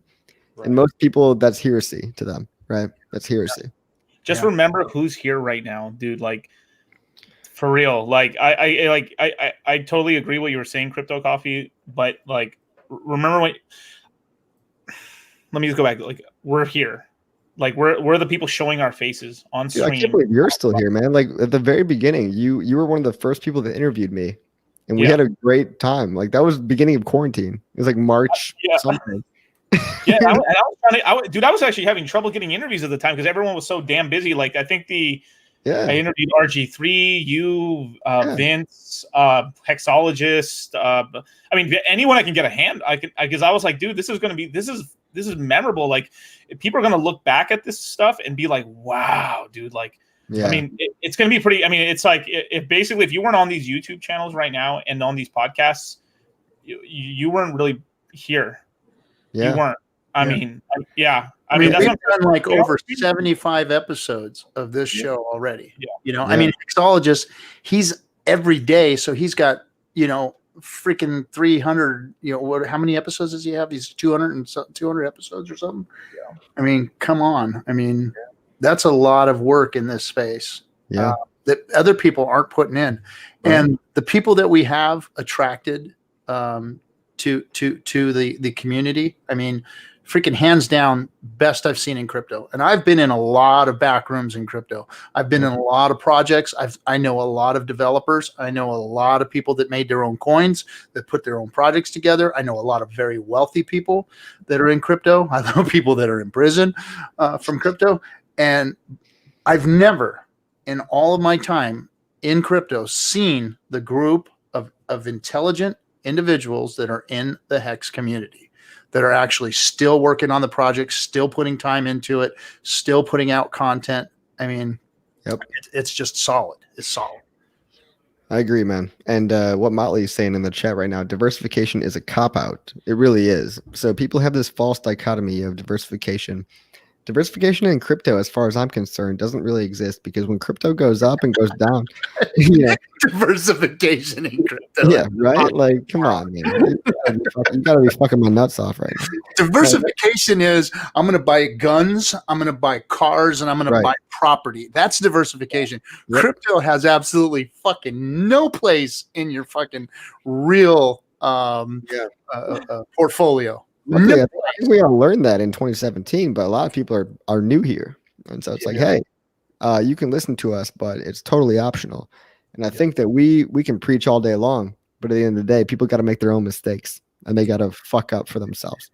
And we're early in crypto. We're still early in crypto. Crypto has not taken hold. Crypto has not become a real world asset class yet. It's an asset class. By all means, it is. It's an asset class. It's the highest and most volatile appreciating asset class the planet has ever seen. So that should be a hint and a half for your ass to go, putting it in your portfolio as some type of freaking diversification tool is fucking ludicrous. To even say that it is just like Motley said, it's a fucking ruse, man. It is absolutely has no place in your portfolio. Your portfolio should look something like, whatever it is that you're interested in investing in, properties, real world assets, those kinds of things. Crypto should be a plaything for you. If you're putting your eggs, any of your eggs in this basket, then I don't have any eggs. I just got a bunch of sperm, bro. You're crazy. Like when it's burning inside this.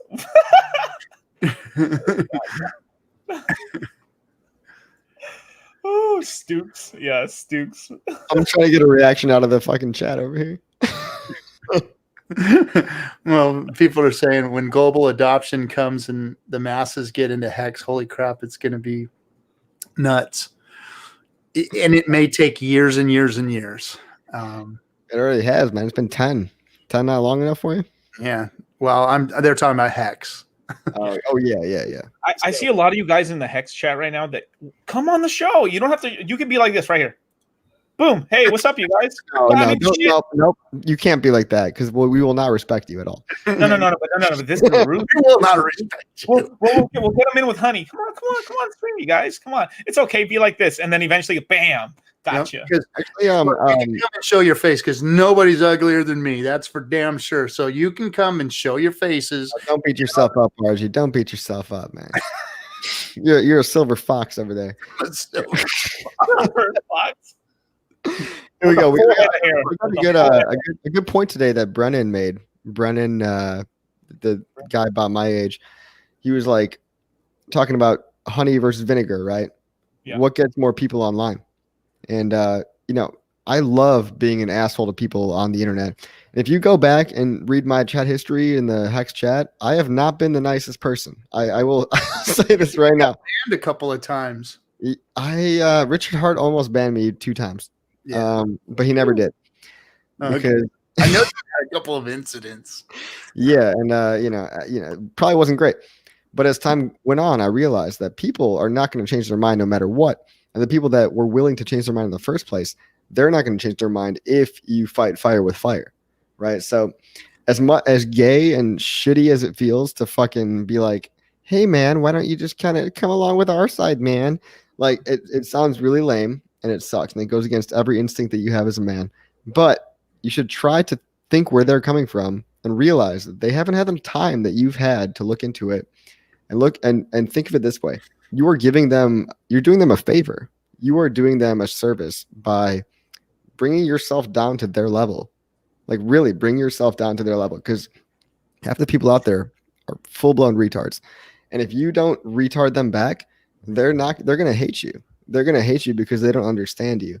Yeah. And that's the thing. It's like you get more flies with honey than vinegar, right? And a wise man once told me that. That guy's name was Richard Hart. Can you believe that Richard Hart told me that? Out of all people.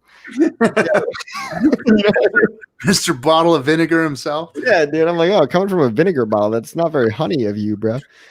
But that's salty guys that talk shit like that. It comes from a place of frustration and wisdom, you know, and it's, you know, you get impatient with people when you've been around the block and you try and tell them, you know, and I see it with my kids, and it's probably every parent, every elder, every wise person has that frustration. So giving information to people that don't know and them not taking that good advice, you know, is frustrating.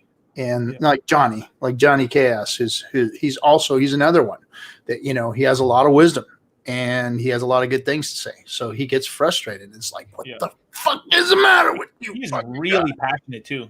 Johnny's really passionate, man. Yeah, very, very. His Twitter game is impeccable. Very strong. I learned from that guy. You know what I mean? I learned the power of a personalized video tweet. It's like they can't ignore you in that case. They cannot ignore you. And Motley said something important. He said, being salty is fun, but not optimal when it comes to adoption, unfortunately. Now, here's the thing, Motley. It's really fun. And not only is it fun, but it's necessary in education, because people need to know that you're serious about your frustration and about what it is you're trying to say. I'm not here to bring new people in. I never claimed I was. I'm not the best person to bring in new people to a project. I'm here to teach you about what this project is and this community is about. That's what I'm here for. I'm here to teach you about what's been going on in the crypto space, what's happening in the crypto space today, and how this project and this community fits within it. And sometimes that takes a little fucking slapping in the face to do. And I appreciate guys like Johnny who help me with that, because I think that that's what crypto needs. It needs a little more slapping in the face, because there's too many, kumbaya, and fuck, this one's going to jump and this one's going to pump and this one's going to pump. And do what we're doing. And DeFi, that's the new word. That's the new buzzword. And just follow it. Anything DeFi is going to just bring you fucking strawberries and orgasms. And you know what? Fuck that. Wait. You said orgasms? So pass me one of those, please. That's what I'm here for. It's been a while. The community to talk about the pitfalls, to talk about crypto, to talk about what's going on out there, and to be real. That's what we're here for. Now, the other people, the influencers, the marketers, the guys that can get out there and put good content together to market and bring into the space, fine. Hide me and you guys go do that and bring new people into the space. And then when it's time for them to get slapped, bring them in front of me and bring them here to Discourse Syndicate. But, you know, don't depend on me to bring your new people to. If you want to educate people who are already in crypto or already getting involved in Hex, then fine, bring them here so that we can educate them, teach them, make them part of the community, let them have a voice, all that kind of stuff. Bring us your smart people too so that we can use them. But as far as using me and my platform for marketing and bringing in, you know, new users, probably not the best space. Or can I let you guys in on a little bit of marketing learning that I've learned? So back in the beginning of the whole marketing days, we used to think that YouTube placements were a really good idea. So you can actually place your ads on every individual channel that you choose, right? So you can choose to place them on, you know, Crypto Zombie, Ivan on Tech, you know, Tone Vase, everyone that's watching these channels. Turns out at the end of the day, all these channels combined, let's say top 100 crypto channels, they're not even getting enough traffic to make your ads worth it. So they're not showing your ads to that many people. Yeah. So I learned the hard way that crypto is such a niche community And it almost makes me feel better in a way because there's so many more people out there and we're in such an echo chamber that we don't even realize how small our echo chamber is. But the strategy that I've had better click rate with is just searching for people that have an interest in cryptocurrency in general. And so you know how Google tracks where you've been on the online and all that stuff. If you search for the audience, not the placements, but you go to the audience section and you go to the audience and you create your own custom audience. You look up hex.com. Anyone that has an interest similar to hex.com, you will get an exponentially higher rate of click through for people that are just generally interested in crypto. Like maybe they've gone to a cryptocurrency site one time and they're cross pollinated. But the whole, specific targeting, the whole crypto community is so fucked up that specific targeting doesn't really do that much. It's not that effective. So I was surprised to see that. Okay. And I know it's like very antithetical to what you would think, but unfortunately, the crypto community is still so fucking small that, it's like you're trying to target them directly. And trust me, they don't even want to listen to you because they follow Sunny Decree and they follow Retard of the Month. And that's all they care about, dude. Yeah. It's really, really sad. Right. It's really, really sad. You're right. You'd be better off. There's something really interesting I learned from like listening to the Bond. There's a guy called the Bond King. Yeah. He said that he noticed when junk bonds were doing really well, crypto does really well. So there's a lot of junk bond traders that trade in crypto. See, there's junk people in crypto are junk people. There isn't a more junkier bond than fucking crypto, dude. Yeah, dude. That's like B minus like D minus failure rate. You know that meme of that guy that's like he's like holding his hand like this and then goes like this, like oh my god, no way, really? Yeah, dude. Everyone in crypto is a retard. Sorry to break it to you. I'm retarded enough to believe in my dreams. Coffee.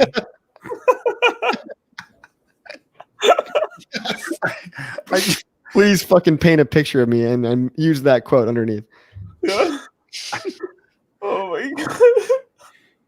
Yeah, no, I've never claimed that we are, anything special in crypto. Now, as far as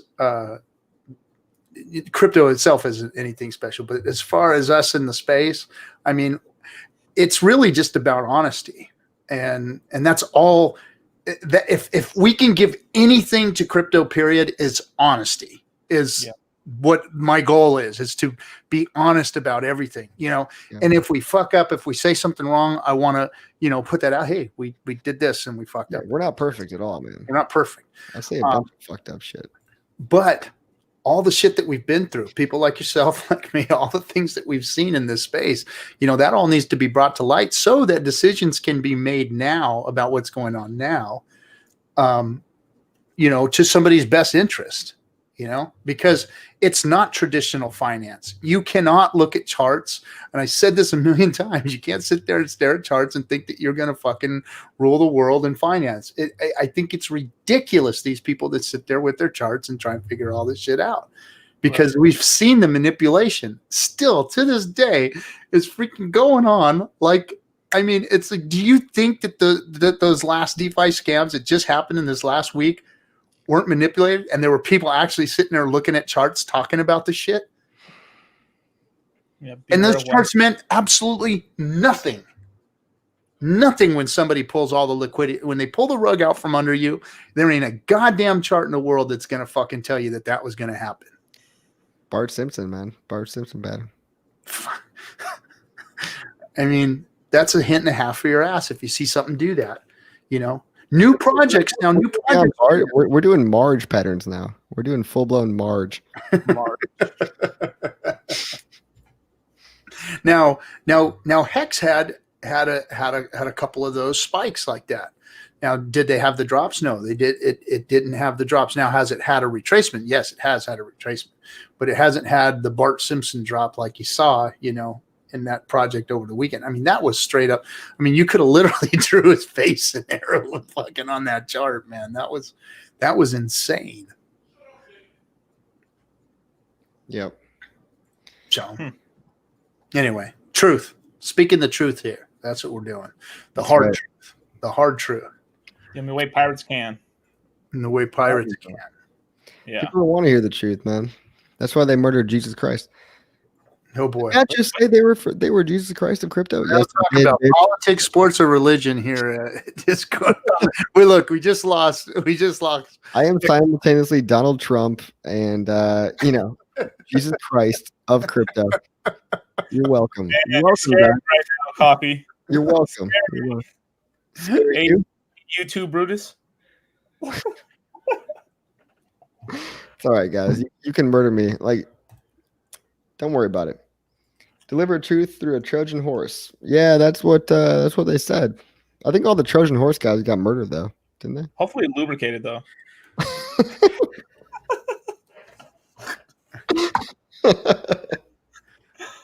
I also wouldn't recommend the thins. Yeah. No sir. I've had too many problems with those, man. Those are terrible. Hexologist wants us to make price predictions. Uh-oh. Do I dare? How long has it been since naughty price predictor? Ooh, I don't mind if I do. How long has it been since we've done a price prediction? $1,000, $1,700 hacks if you're in alpha, but if you're a beta, 33 cents for the betas. Zero for the betas. It depends on your status. If you're an alpha or a beta, it's $1,700 for the alphas and 33 cents for the betas. Adrian knows this. Adrian knows this to a T. Hey, we're not saying we're not talking about him anymore on this channel. He won't ban me. He's so alpha. He doesn't respond in comments. He just tweets out responses. That's how alpha he is. He talks around them, I guess. Yeah, he talks around people. He never says someone's name, but you literally know who he's talking about. But he doesn't say their name, and then he's also like shouting it out in a tweet instead of in the comment section. Yeah, it's not alpha. I was the only one that started commenting on his posts. He would nobody would even comment on his Twitters. Yeah, no one was paying attention to him, dude. No one over here, at least. I don't know. I didn't see anybody comment. I finally said, "Well, I got to comment on these Twitters," and try and help the man out. I thought he was a lone boy. I really did. Like every day, I just see him post there, and I'm like, "Wow, no one's responding to nothing." And then like he had some very questionable girl posts, which I. Well, the women, the Western women. Yeah, so he got all red pill on us and shit, but in a weird way. I was like, dude. Is everything okay at home? So here's what gets me. It's like, bro. So he cut all his hair off with a fucking Bowie knife one day, right? Yeah. On stream, and he still hasn't gotten a haircut since. It still looks like he hacked the shit off with a fucking knife. It's like, bro, go to the fucking barber and have him fucking straighten that shit out. It's. Mouse Strip says Adrian and Coffee should go on a date. Yeah. I want to go hang out with Adrian. I want to hang out with the dude. When an alpha and a beta get together, it doesn't work very well. We're both too alpha. We can't. What are you talking about? An alpha and a beta is exactly the pair you'd want. I know what you mean. I'm just fucking with you. I meant to say two alphas, dude. Okay. Yeah, sorry. Yeah. Or what was the thing? I think it's like an alpha and a gamma don't mix together. What's a gamma? Oh, it's like it's like a troublemaker guy who thinks he's an alpha, but he's not really an alpha. He's just kind of like weird. Oh. So he just tries to like destroy shit. Like it's sort of like he's not an alpha, but he thinks he's an alpha, and then he does like stupid shit. Oh, like those fish, that pretend to be alpha male fish, and they like pretend. Well, wait, there's like a species of fish that pretends to be a female, so that the other females will like fuck them somehow. That's a trap. It was like a. What's a trap, bro? It was like a metaphor for like the modern day like soy boys. It was like certain fucking names, man. Certain beta males will like float around the females and pretend to be like a female too. Freaking alphas. Where does this shit come from? Alphas. No, it's this also. It's the first letter of the Greek alphabet, RG. If you must know. Yeah. Alpha, betas, deltas, gammas, and then zetas. I didn't go to college. Yeah, no, I didn't do that shit too. No, if you go to college, you will be a beta for sure. Yeah, I didn't know anything about alpha, omega, kappa, phi, none of that shit. So I didn't go to. Oh, gammas are the Antifa crew. Oh, that's what Randy said. Okay. Yeah, because the deltas. I didn't say it. I didn't say it. Like the societies actually need mostly, like, if society is like pretty much like 50% deltas. Like, you know what deltas are? All right. Well, children of the Great just called us all retarded, so I'm pretty butthurt by that. He's right, because this whole conversation is stupid. Freaking right.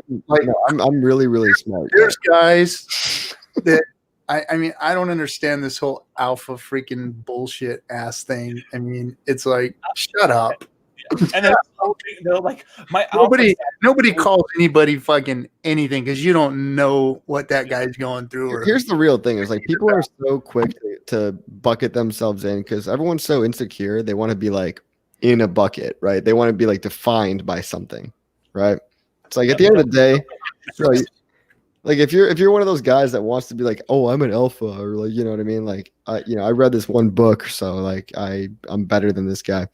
It's like you are the retarded of the retard. Like you are the lowest of the low, bottom feeder.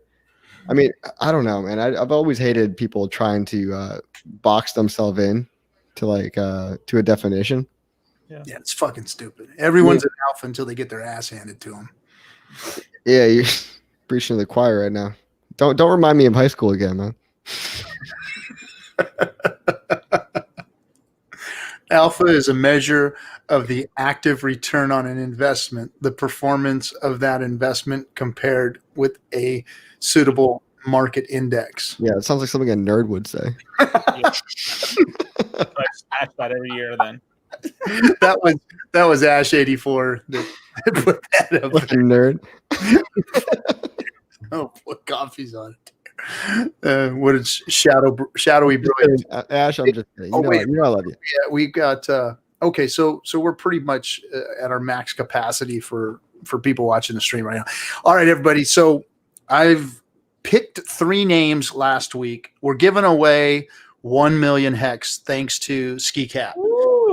So we're giving away 1 million hex. The details of how we're going to do that have not been completely figured out. We're going to do that on the FN Hangout.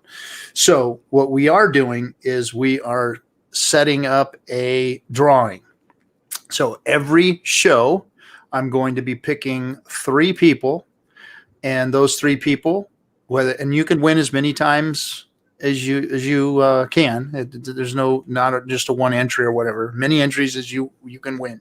You can win. So that means who's ever on the stream and we pick you out of the chat room, you're going to be eligible for the 1 million hex giveaway. Now, we may be dividing that up into 3 winners, 2 winners, 1 winner. Not sure yet. We haven't worked out the details of it yet. Yeah. But one of the qualifiers is you have to be put on the wheel of death. So the wheel is going to spin. We're going to have 100 entries on that wheel. And like I said, you can win multiple entries. When that wheel hits the person, that's going to be our number 1. We'll spin it again for number 2, maybe spin it again for number 3, whatever. But we're going to have 100 people that enter, and 1 million hex is going to be given away to a certain amount of folks. So what I'd like you to do now is post something in the chat room, just a one-liner, whatever. And I'm going to pick 3 entries for this week or for this stream's entrance. So let me pull up my sheet. Last week, we already had 3 people, and that was Achilles 5, Into the Fire, and Terry B. Hex. They all got entries. So everybody stick it in there. I'm going to give you a minute to stick something into the chat room. And spam chat, baby. Yep. So let's see. Is anybody spamming? Don't spam. Don't spam. Oh, they're spamming. They're doing what they do best. Do it already, RG3. Okay. What million hex is up for grabs? Who will get the hex out of the chat? Oh my god, I've been accused of being a soy boy tonight. I am gonna cry myself to sleep. All right. So our first entry for the evening will be Lights Out. Lights Out. You are our first entry. So let me so Lights Out. Let me write him down. Lights out. He don't give it to him. He's a vegan. And then the other one, Stars 11. Stars 11 is our second one. Stars 11. How much actually giving out? 1 million? 1 million friggin' hex. God damn. You know how much money that is these days? And our last one for the evening will be Mousetrip.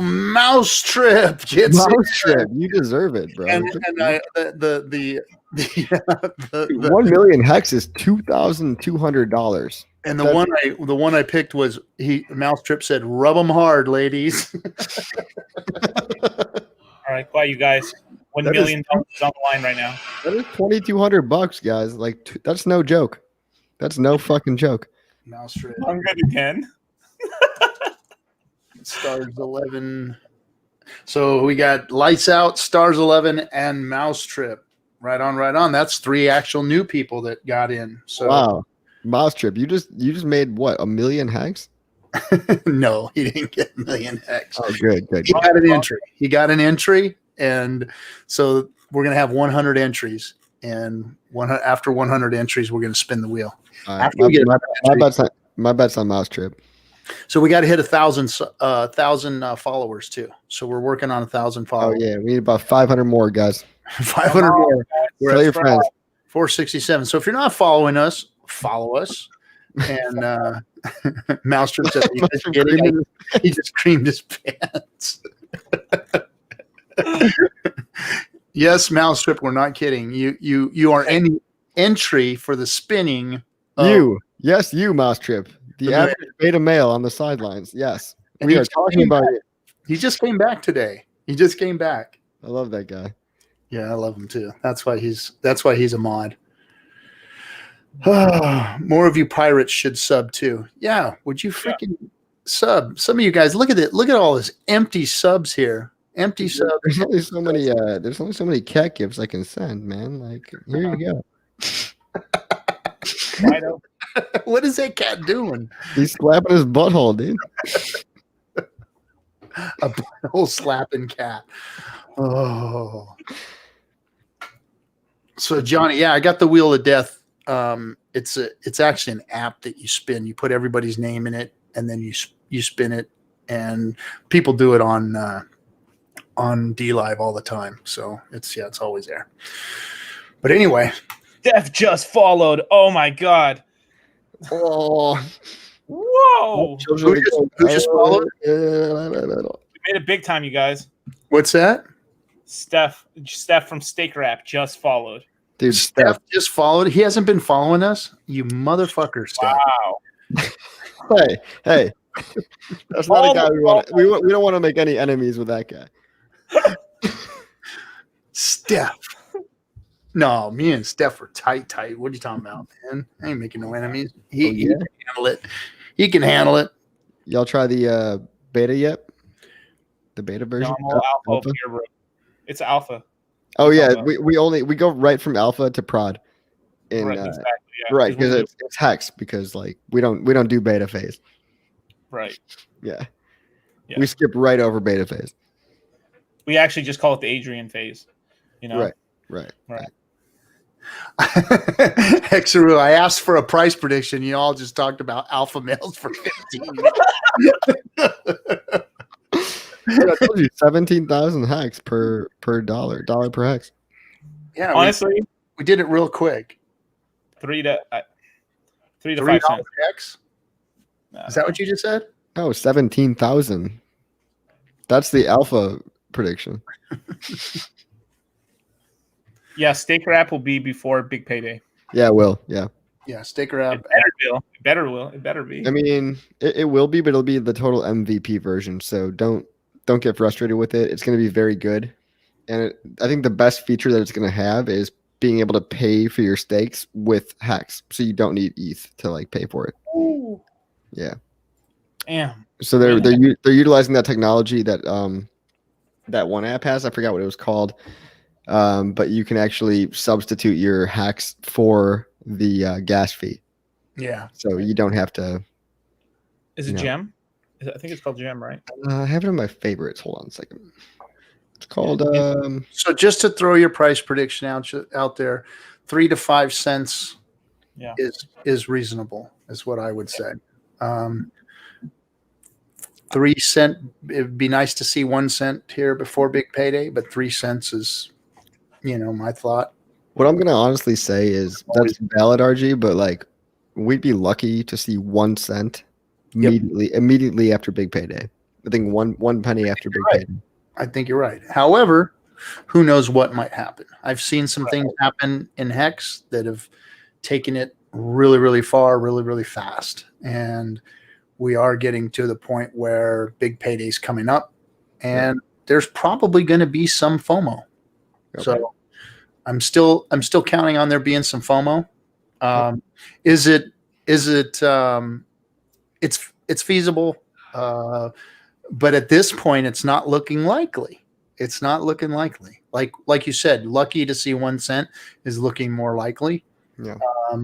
And I wouldn't be mad at that, because that means that it's still continuing to rise at a steady pace without moon boy shots, without bullshit, and I'd rather see that than see bullshit moonshots. Right. Yeah. Because new projects, that's what it is. When you see moonshots, that's a few people manipulating the price. And when you have a few people manipulating the price go up, then those people are going to manipulate price go down. So manipulation's not a good thing. Now, big investors coming in, like what we saw in the beginning on the first, Hex pumps, big investors coming in and staking and, being part of the project and all that and stabilizing it afterwards. Good stuff, real good stuff, solid stuff for the project. But anybody jumping in and jumping out now, or other projects being built using Hex and dumping price like we've seen in the past, not good for the project, and definitely not something that we want to see here before big payday. And I like to put it like this: even though we can no expectations, right? But you can expect something with as little liquidity as Hex on Uniswap only, where you can easily arbitrage to 0.005 on Yobit and all that shit. If Hex were a stable coin, you'd still want to get in on it for 25% APY, just on the 25% APY. There's still a very solid financial vehicle. Combine that with not only the big payday, but the exponential return based on the low liquidity. Right. It's just it's ready to pump. It's like a fault line. It's like the fault line in California. Yeah. It's ready to fucking blow up. Well, it's like a bow being pulled back, Right, it's like a bow being pulled back and ready to release. Right. And it's pretty much at critical mass right now, It's all time. Of course, it's not at its all time highs, but it's very close. But the only people buying right now are the true believers, and you 74 lucky ass individuals should feel good about that. You should feel very, very good. Lucky. You guys are 74 of the hardest, badass, most biggest troopers. Oh, sorry, there's only 69. Nice viewers right now. With 74, we lost them after we chose for. We lost them after 420. Oops. Yeah, but guys, come on, man. If whatever you're focused on, think about it long term.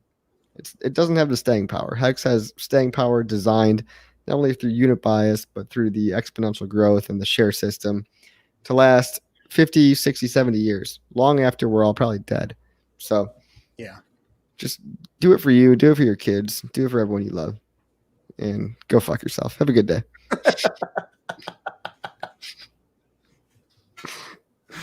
And there you have it, straight from the mouths of the Cutthroats. Go fuck yourself. Your price prediction fucking questions. Suck it. Oh, sorry. Happy Labor Day. Enjoy it. Labor Day. The hottest fucking day of the year, almost. All right, fellas. I'm calling this one. All It's been fun. It's been nice. It's been good. It's been 2 hours. And everybody have an awesome Labor Day, last of the Labor Day weekend here. And we'll see you guys all on Wednesday. And then FN Hangout, like I said, we'll have the details of the giveaway. Everybody have a good one. We'll catch you on the next one. Adios.